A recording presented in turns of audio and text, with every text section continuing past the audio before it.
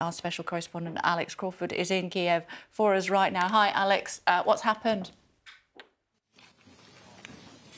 Morning, Kay. Morning, everyone. Look at this site. The building's still smoking. At about 5 a.m. this morning, this huge residential block was hit by a round of artillery shells. We're in the north of the city. That's only 7 miles from the city centre. They're still trying to retrieve their belongings. We believe all the people have been taken out. We're not sure about the injuries or the deaths, but this is quite clearly a residential, very much a residential area, right in the heart of a whole group of housing, right next to a school. That's the playground and the school next door to it. So this is absolutely nowhere near anything that would constitute a military target. The fire engines are about 5 or 6 fire engines who've been trying to get people out. We've spoken to some of the residents inside, one of whom said he had to carry his 84-year-old mother out, who had been cut from you can see what it's done to the building. Imagine if you're inside that, still sleeping, as most people would have been at 5 o'clock this morning. We've seen a number of the residents who once lived inside this block going inside with fire people trying to gather up whatever they can, the few possessions that might still be intact. Looking inside these windows, you can see a glimpse of, ordinary people's lives who were just sleeping there, waking up to another morning. We know that this is the prize for the Russians. We know that the Russian military sees capturing the capital as key to their military plans, because the president has stayed here, the government is here, and we've seen over the past 48 hours that there's someone else coming out there, just picking up their belongings and coming out. A lot of these people still very much in shock, but still showing the resilience that we've seen throughout this, Kay. There you go, someone else coming out. And these scenes have been unfolding for the past few hours, and I mean, pretty heart-wrenching. They're just grabbing whatever they can. In some cases, food. In some cases, bits of belongings. Sometimes just clothes, being helped by soldiers and civil defence and fire people. I was going on to say that we know that in Melitopol we saw the capturing of the mayor, which President Zelensky sees as excuse me, ma'am, do you speak English? No, a lot of these people are still very much in shock and not wanting to talk. We've seen a number of them coming out crying.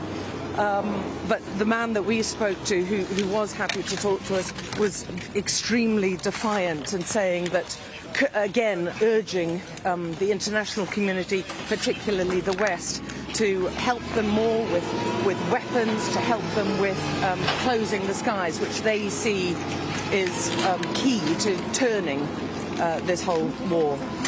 And Alex, I'm sure you're aware, a story that has developed within the last 20 minutes or so about the image that we showed to our viewers. Many of them will remember from the Mariupol maternity hospital, this lady being carried out on a stretcher after that bombing of the hospital. We hear that the baby, I can't believe this story, the baby has died during the caesarean section, and mum has now also died as well. The Russians saying it's fake news. That is absolutely tragic news. We know that, very sadly, the Russian military appears to be targeting places like hospitals and schools. The hospital, if you remember, that we reported from a couple of days ago, right in the northeast of Kyiv, spoke to the doctor overnight there. You saw a number of soldiers coming in there who had been hit.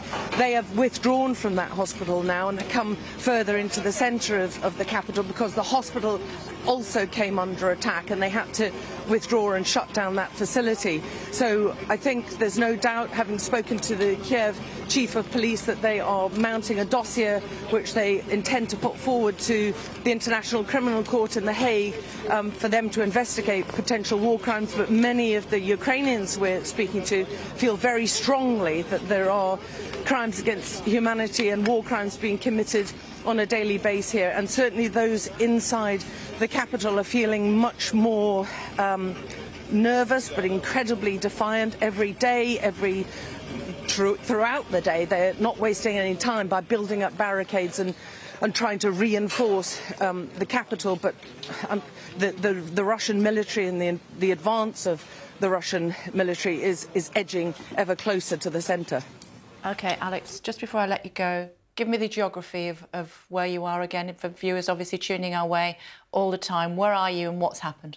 Sure. Sure, we're in the north of the city. We're only 7 miles from the centre. It's a big, sprawling city. And if you take the centre to be, for instance, where the St. Sophia Cathedral is, say, we're 7 miles north of that. So really a hop, skip and a jump. We're in the city area, if you like. Kiev also has a wider region, like Greater London has.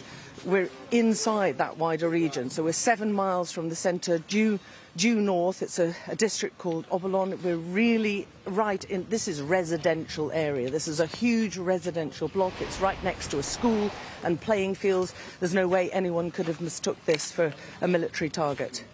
Okay. Alex, thanks very much indeed for the update. Thank you.